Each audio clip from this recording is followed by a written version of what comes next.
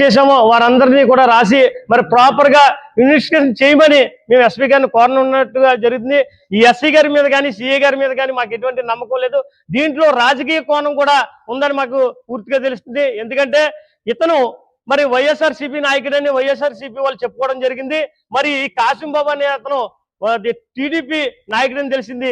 మరి టీడీపీ నాయకుడైతే మీ నియోజకవర్గంలో ఇంతటి ఘోరమైన మరి మర్డర్ జరిగితే మీరు స్పందించవలసిన అవసరం లేదా ఈ నియోజకవర్గం ఎమ్మెల్యే జ్యోతుల నెహ్రూ గారికి?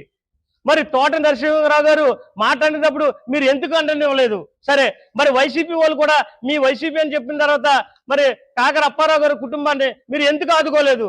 మేము ఇది ఒక రాజకీయ కోణంగా దళితుల మీద, ముఖ్యంగా మాలల మీద మీరు చూపించే వివక్షను మేము చాలా తీవ్రంగా మా మనస్తాపాన్ని గురి చేస్తున్నారు. ఇది మాల నాయకులుగా మరి మాల సంఘాలందరూ కూడా ఈ అన్ని రాజకీయ పార్టీలకి, అది టీడీపీకి కానీ, వైసీపీకి కానీ, జనసేనకి కానీ, బీజేపీ కానీ, ఇతర పార్టీలందరినీ కూడా మాలల ఓట్లు మీరు వినియోగించుకుంటున్నారు తప్ప మాలల యొక్క మనోభావాలతో మీరు దెబ్బతీసుకుని మాలల యొక్క మరి స్థితిగతుల్ని మీరు కిందకి కుకటవేలుతో కిందకి అనగదోయాలనే ఒక దుర్మార్గమైన ధోరణిలో ఉన్నారు.